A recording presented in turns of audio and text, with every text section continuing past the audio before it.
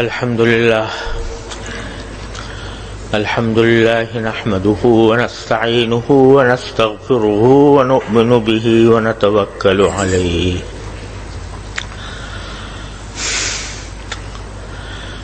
ونعوذ بالله من شرور أنفسنا ومن سيئات أعمالنا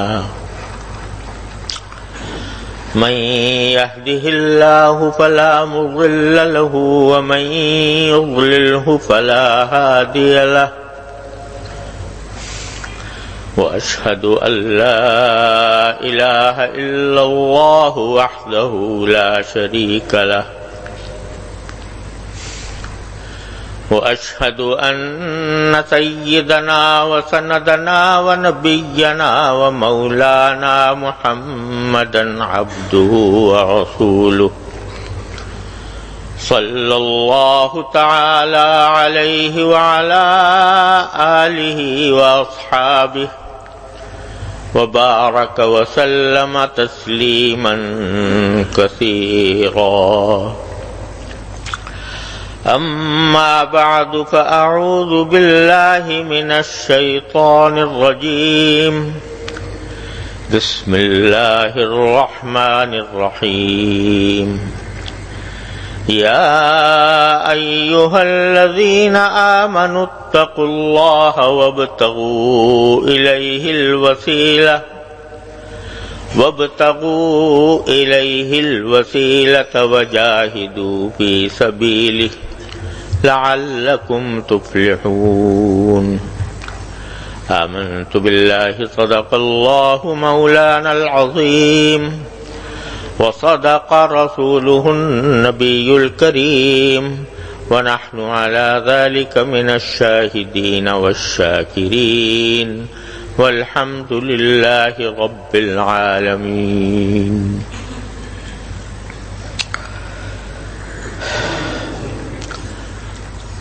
مجھے عین وقت پر ایک ضروری ٹیلی فون آ گیا جس کی وجہ سے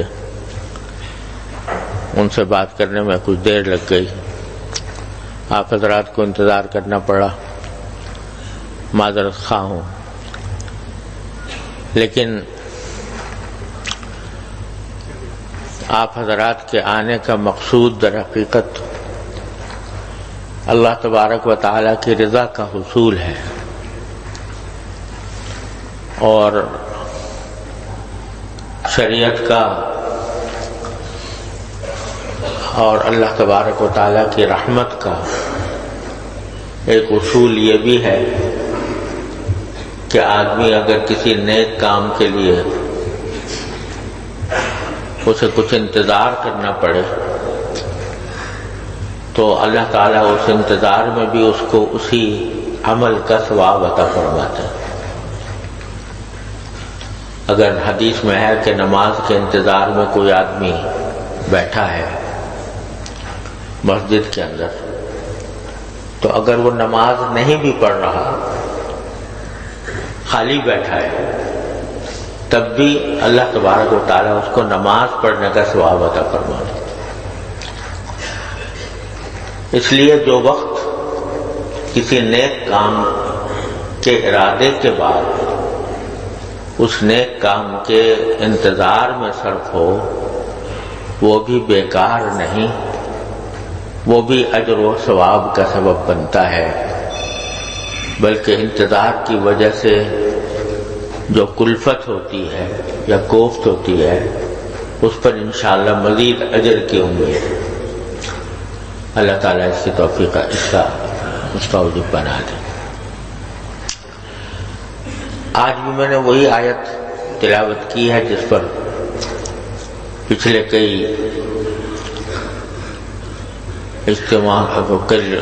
مجلسوں میں جس کے بارے میں کچھ گزارشات پیش کرتا رہا ہوں کہ اے ایمان والو، تقوی اختیار کرو اور اللہ تعالیٰ تک پہنچنے کا وسیلہ تلاش کرو اور اللہ کے راستے میں محنت کرو تاکہ تمہیں فلاح حاصل ہو. تو تقوی حاصل کرنے کا ایک اہم حصہ یہ ہے کہ اللہ تعالی تک پہنچنے کا راستہ وسیلہ تلاش کرو، اس تک پہنچو، پہنچنے کی کوشش کرو اللہ تعالیٰ تک پہنچنے کی۔ جیسا پچھلی مرتبہ کہا تھا کہ اللہ تعالیٰ تو قریب ہے، رگ جان سے بھی قریب ہے، ہر وقت قریب ہے، لیکن ہم دور ہوئے ہیں، ہم اللہ تعالیٰ تک پہنچنے میں کوتاہی سے کام لے رہے ہیں۔ تو اللہ تعالیٰ فرماتے ہیں کہ مجھ تک پہنچنے کا وسیلہ تلاش کرو، اور جتنے حضرات صوفیاء کرام رضی اللہ تعالیٰ عنہ اجمعین جتنے طریقے بتاتے ہیں، وہ ذکر کے طریقے ہوں، شغل کے طریقے ہوں، مراقبے ہوں، یہ جو کچھ بھی طریقے بتائے جاتے ہیں، یا کسی شیخ کی صحبت میں بندہ جا کر وقت گزارتا ہے، تو اس کا اصل مقصود اللہ جل جلالہ سے تعلق قائم کرنا اور تعلق مضبوط کرنا ہوتا ہے۔ سارے مجاہدات کا، سارے ریاضتوں کا، سارے اوراد و وظائف کا، سارے ذکر و شغل کا مقصود کیا ہے؟ تعلق مع اللہ کی مضبوطی، اللہ تعالیٰ کے ساتھ محبت مضبوط ہو جائے، اس کے لیے یہ سارے کام دھندے کیے جاتے ہیں۔ لیکن آج کل کی ہمتیں پست ہو گئی ہیں، طاقتیں اتنی نہیں رہی پرانی جیسی، ارادے کمزور پڑ گئے ہیں، اور اگر آج لوگوں کو وہ مشقت والے کام بتائے جائیں جن کا ہمارے بزرگوں نے جن کا اہتمام کیا اور جن کی وجہ سے اللہ تبارک و تعالی نے ان کو منزل تک پہنچایا، ان مشقت والے راستوں اور زبردست تکلیف دہ راستوں کو اگر بتایا جائے تو سب بھاگی جائیں اور مایوسی پیدا ہو جائے، وہی ہمارے بس کا کام نہیں ہے۔ اس لیے ہر دور کے جو حکما ہوتے ہیں، اور صوفیاء کرام بھی حکما ہیں، تو ہر دور کے جو حکما ہوتے ہیں وہ اپنے زمانے کے حالات کو مد نظر رکھ کر، اپنے زمانے کے لوگوں کو مد نظر رکھ کر، ان کی حالات کو مد نظر رکھ کر، ان کی ہمتوں کو، ان کی طاقتوں کو، ان کی سوچ کو، ان کی قوتوں کو مد نظر رکھ کر ان کے لیے نسخے تجویز کیے جاتے ہیں۔ ہر آدمی کا مزاج الگ ہوتا ہے، اس کی صلاحیتیں الگ ہوتی ہیں، اس کے طریقہ کار زندگی کے مختلف ہوتے ہیں، حالات مختلف ہوتے ہیں، اس لیے ہر ایک کو ایک نسخہ نہیں پلایا جاتا۔ مقصود تو ہے شریعت پر عمل کرنا، ظاہر میں بھی اور باطن میں بھی، اصل مقصود تو وہ ہے، اور شریعت پر عمل کر کے اللہ تبارک و تعالیٰ تک پہنچنا، اس کا قرب حاصل کرنا۔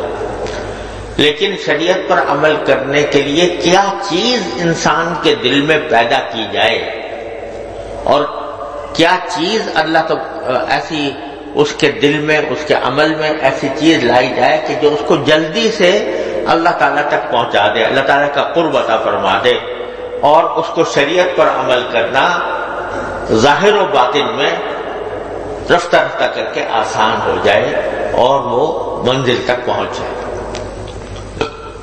تو اس کے لیے ہر آدمی کے اپنے حالات اور نفسیات کے مطابق نسخے مختلف ہوتے ہیں۔ اسی لیے کہا گیا ہے کہ طرق الوصول الی اللہ تعالی بعدد انفاس الخلائق، اللہ تعالی تک پہنچنے کے راستے اتنے مختلف ہیں، اتنے زیادہ ہیں، جیسے کہ مخلوقوں کے سانس۔ ہر آدمی الگ طریقے سے سانس لیتا ہے، سانس سب لے رہے ہیں، لیکن کسی کا کچھ اور طریقہ، کسی کا اور طریقہ، اور اس طریقے کے اندر بھی اس کی جو گنتی ہے، اگر گننا چاہو سانس کی، میں کتنے سانس لیے میرے زندگی میں، سو یا صبح سے شام تک گن نہیں سکتے. اسی طرح اللہ تعالیٰ تبارک و تعالیٰ تک پہنچنے کے طریقے بھی انفاس خلائق کی طرح بہت زیادہ ہے. تو ہر دور کے مصلحین اور ہر دور کے مجددین اور ہر دور کے اولیاء کرام اور مشائخ وہ اپنے زمانے کے لوگوں کی قوتیں ہمتیں دیکھ کر باتیں تجویز کرتے ہیں. تو ہمارے دور کے جو ہمارے مشائخ ہیں، اللہ تعالیٰ ان کو بہترین جزا دنیا و آخرت میں عطا فرمائے. حضرت ہمارا جو سلسلہ ہے اصلاح کا، وہ اس کے جو مرکز ہے وہ حضرت حاجی امداد اللہ صاحب مہاجر مکی رحمۃ اللہ علیہ، اور پھر ان کے بہت سے خلفاء ہوئے ہیں جنہوں نے انہی کے طریقے کو آگے چڑھایا. ان میں حضرت حکیم الامت مولانا اشرف علی صاحب تھانوی قدس اللہ تعالیٰ سرہ، اللہ تعالیٰ ان کے درجات بلند فرمائے. ان کو اللہ تعالیٰ نے خصوصی توفیق دی تھی اپنے شیخ حضرت حاجی امداد اللہ صاحب کے طریق کو واضح کرنے. حضرت حاجی صاحب رحمۃ اللہ علیہ کی کوئی خاص تصانیف نہیں ہے. حضرت حاجی صاحب رحمۃ اللہ علیہ کے کوئی عمومی مواعظ نہیں ہوا کرتے تھے کہ جیسے کہیں جا رہے ہیں تو 500,000 آدمیوں کے مجمع سے خطاب کریں، ایسا نہیں ہوتا تھا. ان کی مجلسیں ہوتی تھیں اور ان مجلسوں کے اندر مخصوص حضرات شریک ہوتے تھے اور وہ تعلیم و تلقین فرمایا کرتے تھے. لیکن اس طرح کے بعض عمومی قسم کے بعد وہ حضرت حاجی صاحب رحمۃ اللہ علیہ کے یہاں نہیں ہوتے تھے. تو اس کو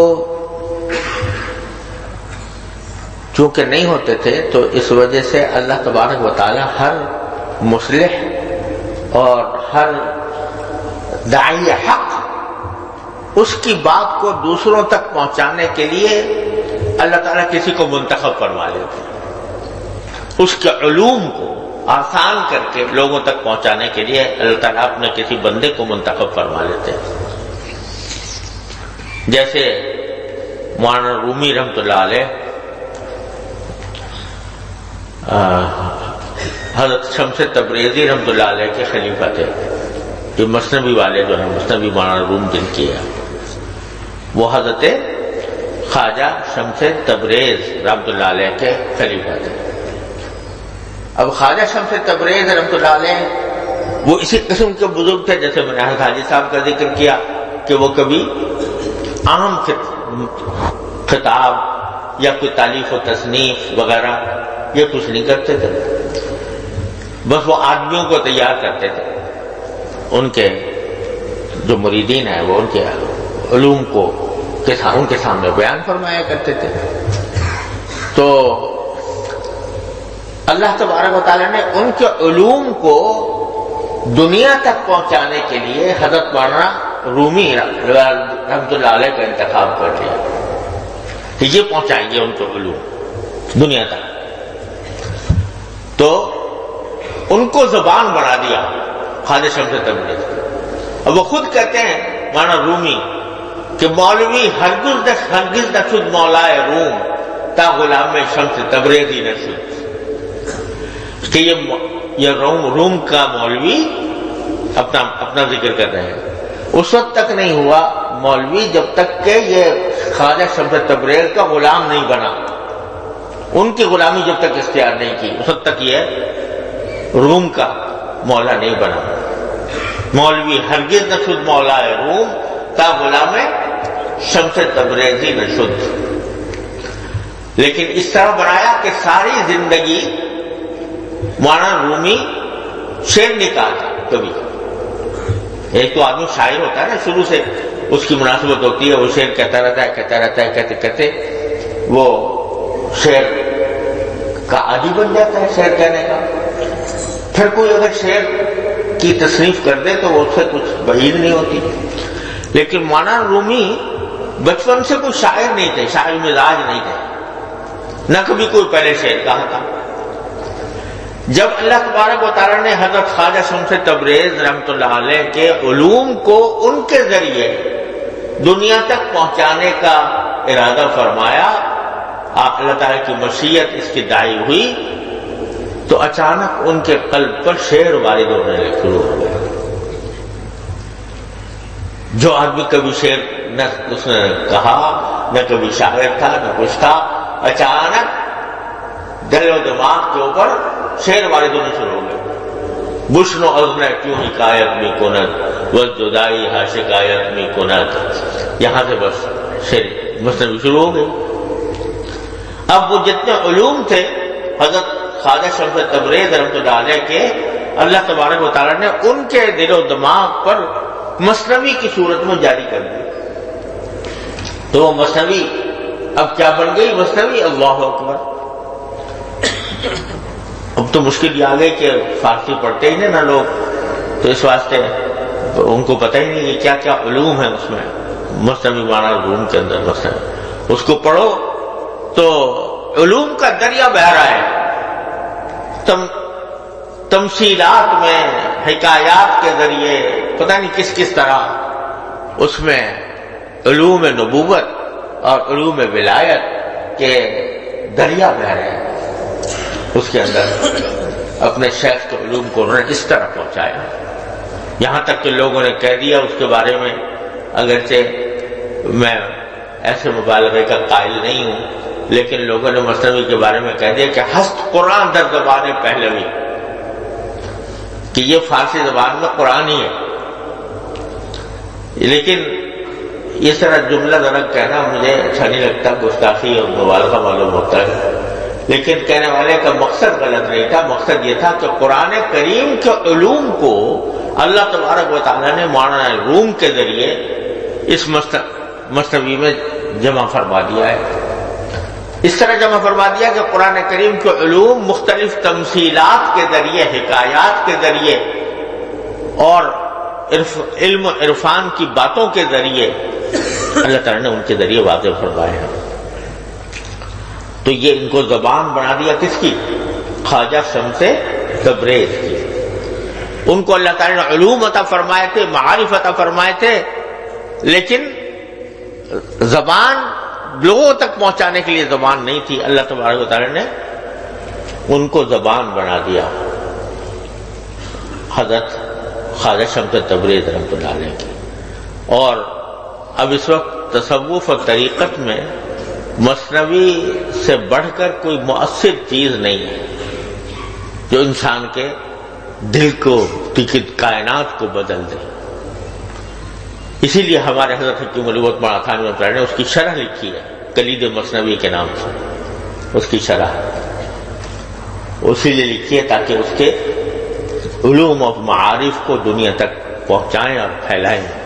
اللہ تعالیٰ نے یہ توفیق بھی حضرت کو عطا فرمائی۔ تو بعض مرتبہ اللہ تبارک و تعالیٰ کسی بزرگ کے علوم کو دنیا تک پہنچانے کے لیے کوئی زبان منتخب فرما لیتے ہیں۔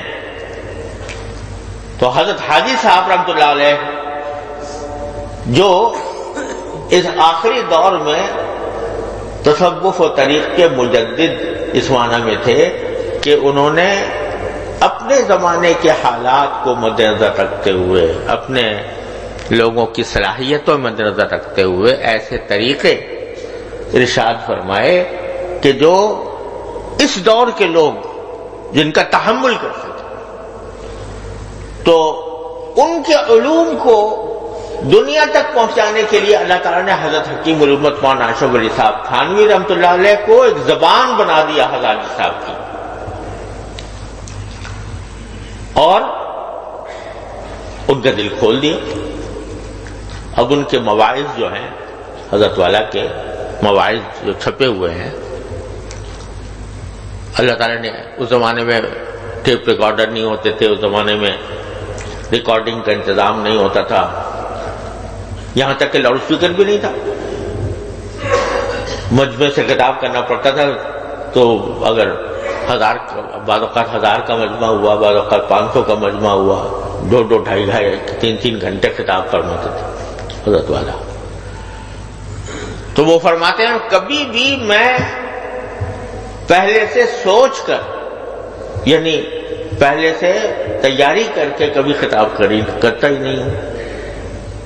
جب ممبر پر یا خطاب کرنے کے لیے واعظ کے لیے آ جاتا ہوں تو اس وقت دل میں اللہ تبارک و تعالیٰ کسی مضمون کا تقاضا پیدا فرماتے ہیں کہ یہ مضمون بیان کرو، تو پھر شروع کرتا ہوں. نتیجہ یہ کہ اس میں الہامی مضامین ہوتے ہیں اور ایسے مضامین ہوتے ہیں کہ جو اس دور میں سچی بات ہے کہ اس دور میں بندے کی اصلاح کے لیے اس سے بہتر نسخہ اکسیر میں نے نہیں پایا. پہلے حضرت والا کے مواعظ جو تھے وہ پڑھنے کا عقلاً تو اچھا سمجھتا تھا، لیکن شروع میں دل نہیں لگتا تھا پڑھنے میں. حضرت والا کی زبان بڑی بعض اوقات دقیق ہوتی ہے، اور ساتھ ساتھ یہ کہ حضرت والا ایک بات سے دوسری سے تیسری سے چوتھی اس طرح واعظ میں نکلتا چلا جاتا ہے، اگرچہ آخر میں جا کر پھر وہیں لوٹاتے ہیں جہاں سے شروع کیا تھا اور پھر اس کو بات کو مکمل فرماتے ہیں. تو شروع میں طبیعت نہیں لگتی تھی، لیکن میرے شیخ حضرت عارفی قدس اللہ تعالی سرہ نے مجھ سے فرمایا کہ تم کم از کم اس کی پابندی کر لو کہ ایک صفحہ پڑھ لیا کرو روز، بس. وہ صحیح فرمایا. وہ جانتے تھے کہ کم ہمت آدمی ہے تو یہ اس کو اگر لمبا چوڑا نسخہ بتایا تو یہ بھاگ جائے گا، اس لیے انہوں نے کہا ایک صفحہ پڑھ لیا کرو روزانہ. اب یہ حکیم کی بات یہ ہوتی ہے، جو طبیب ہوتا ہے اس کی بات ہوتی ہے. میں نے کہا اچھا میں تو ویسے ہی پڑھنے لکھنے کا تو آدمی ہوں، لیکن ایسے ہی. تو میں نے کہا ایک صفحہ پڑھنا کیا مشکل ہے. تو میں نے کیا کیا کہ ظہر کی نماز کے بعد دوپہر کو مجھے شروع سے عادت ہے تھوڑی دیر قیلولہ کرنے کی، تو دوپہر کی نماز کے ظہر کی نماز کے بعد میں نے حضرت کے مواعظ اپنے سرانے رکھ لیے، اور بس رات وہ قیلولے سے پہلے سوچا کہ حضرت کے فرمانے کے مطابق ایک صفحہ پڑھوں. اب جو پڑھنا شروع کیا تو ایک صفحے پہ ختم نہیں ہوتا، وہ ایک صفحے سے دوسرا صفحہ، دوسرے سے تیسرا صفحہ، تو یہاں تک کہ اب وہ ہوتے 10-15 منٹ 15 منٹ یا 20 منٹ پڑھنے کی عادت پڑ گئی. اب دوپہر کو جب تک کہ حضرت والا کے مواعظ یا ملفوظات، پہلے میں نے مواعظ کا مطالعہ کیا.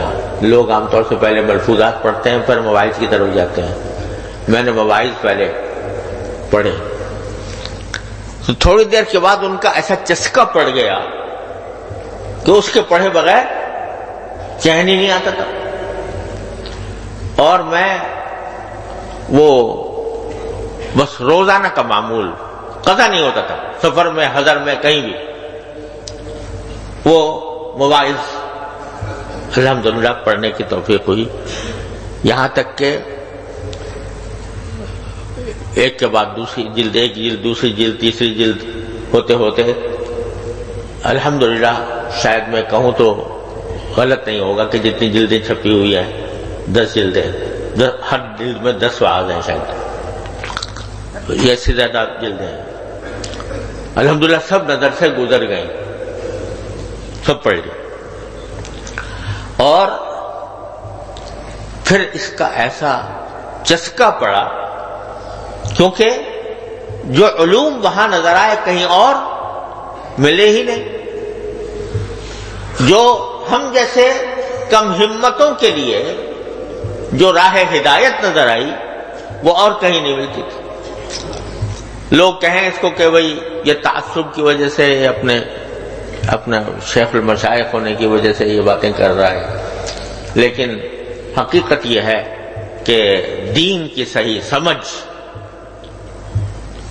اور شریعت کی اور طریقت کی حدود اور ان کے درمیان امتزاج، ایک طرف قرآن و سنت اور ایک طرف شریعت و طریقت و تصوف، جس کو لوگوں نے گڈمڈ کر رکھا تھا، اس کو ایسا صاف کیا کہ ہر چیز دودھ کا دودھ اور پانی کا پانی ہو گیا۔ برکفے جامع شریعت، برکفے سندان عشق، ہر ہوسناک ندانت جام و سندہ باختہ۔ ایک فارسی کے شعر نے کہا، ایک زمانے میں ایک کھیل ہوا کرتا تھا، جام و سندہ کہلاتا تھا، کہ ایک ہاتھ میں گلاس اور ایک ہاتھ میں لوہے کا پتھر، لوہے کا ٹکڑا، تو دونوں متضاد چیزیں، شیشے کا گلاس اور لوہے کا ٹکڑا، تو وہ اس کو اس طرح گھماتے تھے، پھراتے تھے کہ ادھر سے گلاس اپنے ہاتھ سے نکالا، دوسرے ہاتھ سے پکڑ لیا، ادھر سے جو لوہا نکالا تھا وہ دائیں ہاتھ سے پکڑ لیا۔ اس کھیل کو کہتے تھے جام و سندہ باختن۔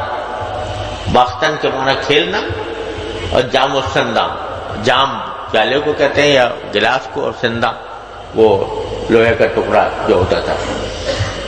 تو وہ ایک کمال تھا کہ اس کو ادھر سے نکالا، بائیں ہاتھ سے پکڑ لیا، بائیں ہاتھ والے کو نکالا، وہ دائیں ہاتھ میں پکڑ لیا۔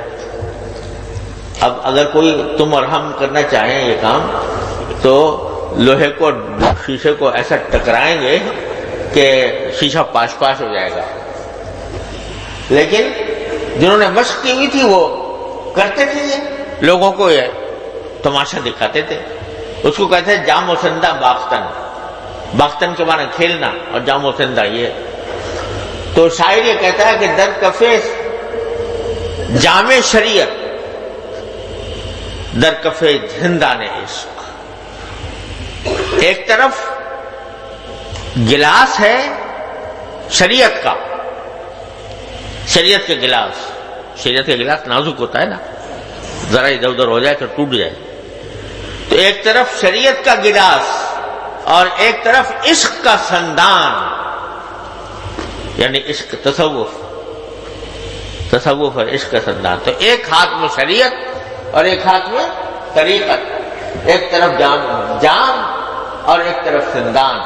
ہر ہوسناک ندانت جام و سندہ باختن، ہر ہوسناک یہ کام نہیں کر سکتا کہ جام و سندہ کا کھیل کھیلے، لیکن جس کو اللہ تعالیٰ توفیق عطا فرماتے ہیں تو وہ جو جام و سندہ کا یہ کھیل کھیلتا ہے اس طرح کہ ایک ہاتھ میں شریعت ہے، ایک ہاتھ میں طریقت ہے، اور دونوں آپس میں ٹکراتے نہیں، کسی جگہ میں بھی ٹکراتے نہیں۔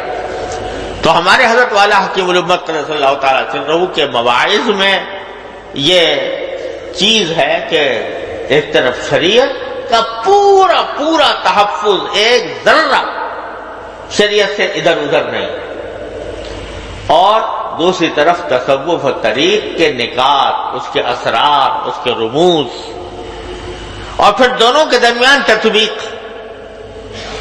آج تک کسی نے یہ کام نہیں کیا ہوگا سوائے حضرت والا کے، کہ تصوف کے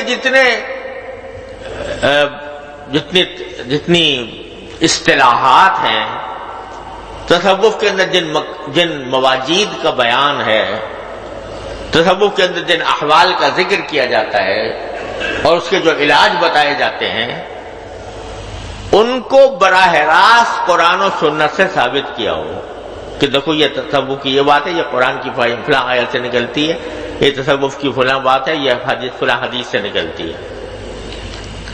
حضرت والا نے ایک قرآن کی تفسیر کے ساتھ لگا دیا مسائل السلوک من کلام ملک الملوک، کہ اللہ تعالی کے کلام سے سلوک کے مسائل، اور احادیث سے التشرف بمعرفت احادیث تصوف، تصوف کی احادیث کو اکٹھا جمع کر دیا تاکہ لوگوں کو پتہ چلے کہ یہ تصوف کوئی باہر کی چیز نہیں ہے، یہ قرآن و سنت سے ہی نکلی ہوئی ہے سب، اور شریعت میں تصوف میں کوئی تضاد نہیں، کوئی کوئی تعارض نہیں. تو اللہ تعالیٰ نے ان مواعظ کے مطالعے کی اللہ تعالیٰ نے توفیق عطا فرمائی. اور یہ جو کچھ آپ کے سامنے بات کر لیتا ہوں یہ اپنے شیخ کا فیض ہے، حضرت عارف قدس اللہ تعالیٰ سرہ کا اور حضرت والا کے مواعظ کا. حضرت والا کے مواعظ، ہم نے تصوف کی جو بڑی بڑی کتابیں ہیں مشہور سوائے احیاء العلوم کے وہ نہیں پڑھی. عوارف المعارف ہے شیخ سہروردی رحمۃ اللہ علیہ کی، وہ نہیں پڑھی. رسالۃ القشیریہ ہے وغیرہ وغیرہ. تصوف کی بہت بڑی بڑی اونچی اونچی کتابیں ہیں. شیخ اکبر محی الدین ابن عربی کی ہیں اور ان کے شاگردوں کی ہیں، عبدالوہاب شعرانی کی ہیں رحمہ اللہ. وہ نہیں پڑھی. بس جو کچھ پڑھا یا اپنے شیخ کو پڑھا یا شیخ کے شیخ حضرت حکیم الامت مولانا تھانوی قدس اللہ تعالیٰ سرہ کے مواعظ پڑھے، کیونکہ ان کی زیارت تو مجھے نصیب نہیں ہوئی. حضرت والا کی وفات ہوئی ہے رجب 1362 ہجری میں، اور اس کے 3 مہینے بعد میری پیدائش ہوئی. تو میری پیدائش سے 3 ماہ پہلے حضرت والا کی وفات ہو چکی تھی. تو حضرت کی زیارت تو نصیب نہیں ہوئی، لیکن الحمدللہ اپنے شیخ کے فیض سے اور حضرت والد ماجد رحمۃ اللہ علیہ کے فیض سے حضرت کی باتیں اور حضرت کے مواعظ اور ملفوظات اللہ تعالیٰ نے پڑھنے کی توفیق عطا فرمائی. اور شاید حافظہ تو میرا رخصت ہو گیا ہے، لیکن شاید کوئی حضرت کا بعض جو چھپے ہوئے ہیں وہ چھوٹا نہیں جو پڑھا نہ ہو. تو وہی باتیں ہیں جو کبھی کبھی زبان پر آ جاتی ہیں، کبھی وہی باتیں کر لیتا ہوں حضرت والا کی باتیں. تو الحمدللہ اس سے علمی طور پر تو بہت فائدہ ہوا. اللہ تعالیٰ اس کے اوپر عمل کی بھی توفیق عطا فرمائے. تو لیکن فائدہ بہت ہوا سارے اس. بلکہ پھر میں نے میری مزاج چونکہ تالیف و تصنیف کا ہے تو حضرت والا کے مواعظ میں احادیث اور تفسیر کے ایسے نکات اور احادیث کے ایسے نکات ہوتے ہیں جو ان کی تفسیر و حدیث کی کتابوں میں نہیں آتے. ایسا لگتا ہے کہ عین وعظ کے وقت میں اللہ تعالیٰ نے ان کے دل میں ایک القاء فرمایا کسی خاص تفسیر کے نقطے کا یا کسی حدیث کی تشریح کا، وہ بیان فرماتے ہیں.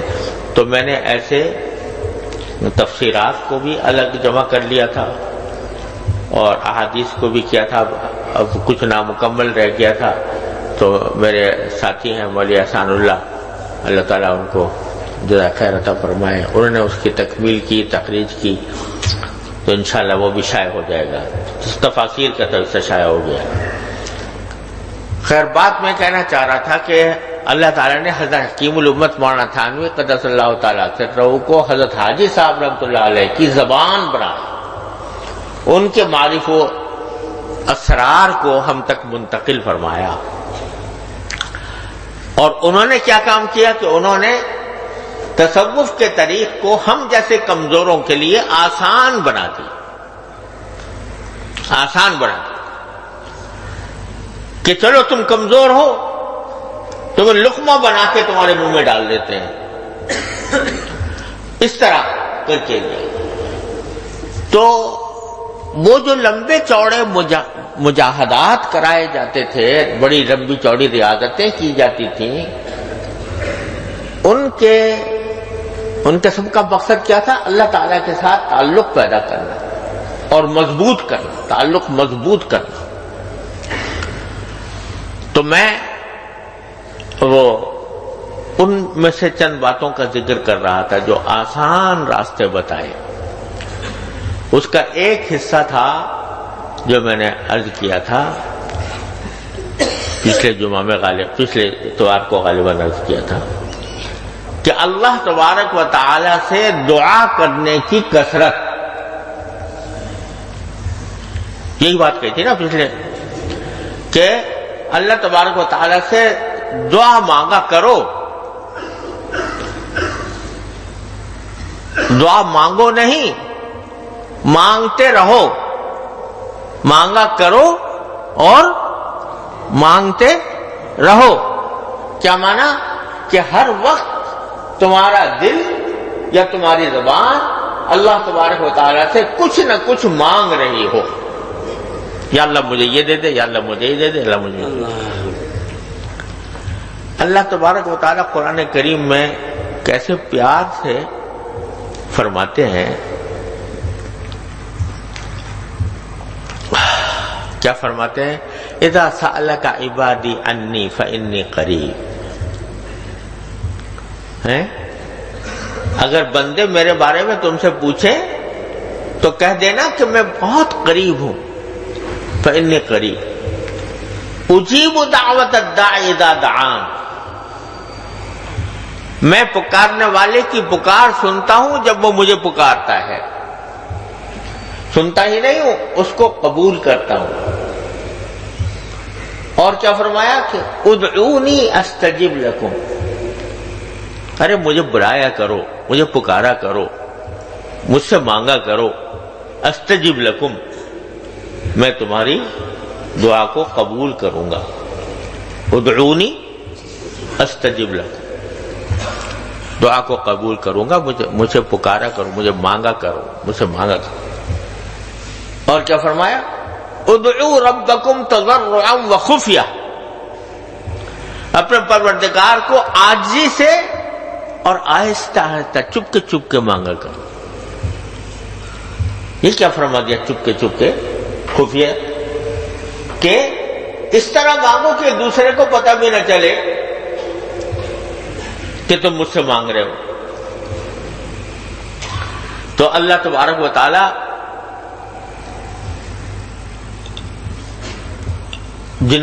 جو بندے مانگتے رہتے ہیں اللہ تعالیٰ سے، وہ اللہ میاں کو بہت ہی پسند ہے.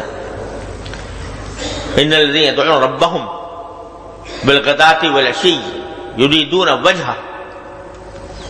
وہ جو پکارتے ہیں اللہ تبارک و تعالیٰ کو، صبح و شام پکارتے رہتے ہیں. اور پکارنے سے کیا مقصد ہوتا ہے؟ اس کی رضامندی، اس کی خوشنودی. یبتغون وجہہ.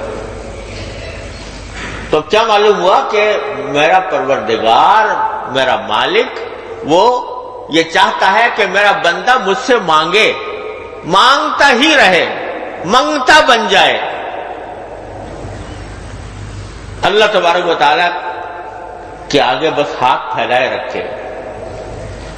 ہاتھ پھیلائے، چاہے ہاتھ باقی پھیلا کر، اور چاہے چلتے پھرتے، چاہے دل سے کچھ نہ کچھ مانگتا رہے مجھ سے میرا پروردگار. اور یہ بھی کہا کہ میں تمہاری دعائیں قبول کروں گا. اب اتفاق سے وقت کم رہ گیا، لیکن بات یہ ہے کہ یہ پتہ نہیں کتنی مرتبہ ہم جیسے ناشناس لوگوں کے دل میں یہ خیال آتا ہے کہ اللہ میاں تو کہہ رہے ہیں کہ مجھے پکارو، مجھ سے مانگو، میں تمہاری دعا قبول کروں گا. اور ہم دیکھتے ہیں کہ پتہ نہیں کتنے مانگ رہے ہیں بہت دیر سے. فلاں چیز مانگی، بہت دیر سے مانگ رہے ہیں، پوری نہیں ہو رہی. فلاں چیز مانگی، وہ پوری نہیں ہوئی. تو یہ دماغ میں بعض اوقات ہم جیسے کمزوروں کے دل میں یہ خیال پیدا ہو جاتا ہے. مجھے تو یوں لگتا ہے، بہت سے جوابات اس کے دیے جاتے ہیں، لیکن مجھے تو یوں لگتا ہے کہ در حقیقت ہمارا پروردگار اللہ تبارک و تعالیٰ ان کے ساتھ مضبوط تعلق عطا فرمائے. وہ جو کہہ رہے ہیں کہ مجھے پکارا کرو، مجھے مانگا کرو، مجھ سے مانگا کرو، یہ تو دعا ایک بہانہ ہے اللہ تبارک و تعالیٰ کا بندے کو اپنے قریب لانے کے لیے. ایک بہانہ ہے، ورنہ وہ تو علیم بذات الصدور ہے. اس کو تو ہماری خواہشات کا پتہ ہے کہ نہیں؟ جو دل میں ہمارے خواہش پیدا ہو رہی ہے وہ اس کو پتہ ہے. پھر اس خواہشات کو وہ بھی یہ بھی جانتا ہے کہ کون سی خواہش اس کے حق میں فائدہ مند ہے، کون سی خواہش مضر ہے. تو وہ جو خواہش فائدہ مند ہوتی ہے اس کو خود بخود پورا کرتا ہے میرا مالک. دعا مانگو یا نہ مانگو. یہ جو ہمیں اللہ نے زبان دی ہم نے مانگی تھی, آنکھ دی مانگا تھا, یا کان دیے سننے کے لیے وہ اللہ میاں سے مانگے تھے کہ اللہ مجھے کان دے دینا. یہ سارا نظام ہضم جو پیٹ کے اندر چل رہا ہے یہ اللہ تعالیٰ سے مانگا تھا کہ اللہ کھانا ہضم کرنے کے لیے مجھے معدہ دینا, اور معدے کے بعد جگر میں خون وہ جگر دینا, اور جگر سے خون بنانا, اور اس طرح دل کو دھڑکانا. ہم نے مانگا تھا. وہ خود ہماری خواہشات اور ضروریات سے باخبر ہو کر اس نے اپنے فضل و کرم سے سب کچھ عطا فرما دیا ہمارے مانگے بغیر. ماں نبود متقاضا ماں نبود گفتہ مامی شنود رحمت او گفتہ مامی رحمت او نا گفتہ می شنود. ہم نے تو کہا بھی نہیں تھا, نہ ہم نے کہا تھا, نہ ہم نے کوئی تقاضا کیا تھا کہ ہمیں ایسی آنکھ دیجیے گا, ایسے کان دیجیے گا, ایسی زبان دیجیے گا. لیکن انہوں نے ہمارے انکہی باتیں بھی سن لی, یعنی جو ہماری ضروریات تھی, ہماری خواہشات تھی, پوری کر دی اپنے فضل و کرم سے. اور اب بھی جو ضروریات پیدا ہوتی ہے ہمارے دل میں تو بعد میں پیدا ہوتی ہے. اللہ تعالیٰ پہلے جانتا ہے کہ اس کی فلاں چیز ضرورت ہے اور فلاں چیز اس کی خواہش ہے. یہ بھی جانتا ہے کہ کون سی خواہش پورے ہونے کے لائق ہے, کون سی خواہش پورے ہونے کے لائق نہیں ہے, کون سی خواہش جلدی پوری ہونی چاہیے, کون سی خواہش دیر میں پوری ہونی چاہیے. وہ سب کچھ جانتا ہے. اگر بندہ نہ مانگے تب بھی وہ پورا کرے گا. وہ تو پروردگار ہے, وہ رب العالمین ہے, رحمت مجسم ہے, تو وہ تو خود بھی پورا کرے گا. پھر بھی بندے سے کہتا ہے تو مانگ مجھ سے, بندے سے کہتا ہے کہ تو مجھ سے مانگ. یہ کیوں؟ تاکہ بندے کا تعلق مجھ سے مضبوط ہو جائے, بندے کا تعلق مجھ سے مضبوط ہو, بندہ میری طرف متوجہ ہو, اور جس طرح میں اس کے قریب ہوں بندہ بھی میرے قریب آئے. اور قریب دعا کرنے کے ذریعے جتنا دعا کرے گا اتنا میرے قریب آئے گا. اس لیے تاکید کی گئی ہے دعا کی, ادعونی استجب لکم. اب ایک قبولیت یہ ہے کہ جو ہی تم نے دعا کی, ایک کی ہو یا دو کی ہو, دعا کرتے ہی تمہارے نامہ اعمال میں ایک اجر لکھا گیا, ایک ثواب لکھا گیا. چاہے تم نے اپنی دنیاوی غرض کے لیے مانگا ہو, یا اللہ مجھے کھانا دے دے, یا اللہ مجھے رزق دے دے, یا اللہ مجھے روزگار دے دے, یا اللہ مجھے شفا دے دے, تو یہ مانگا اپنے لیے, اپنی ذاتی ضرورت کے لیے. لیکن اس کو اللہ تعالیٰ نے عبادت لکھ لیا, ثواب اس کو مرتب فرما دیا. اب وہ تو خود حکیم الحکماء ہے, وہ خود جانتا ہے کہ کون سی چیز دینی ہے اور کون سی چیز اس کے لیے ابھی فائدہ مند نہیں ہے. جب ہوگی تو دیں گے, جب نہیں ہوگی تو ابھی نہیں دیں گے. لیکن فوراً قبول کر لیا. قبول کرنے کے کیا معنی, اس کو ثواب بنا دیا. لہذا کثرت سے دعا کرنا. پھر اتفاق سے بات نہ مکمل رہ گئی, وقت ختم ہو گیا. لیکن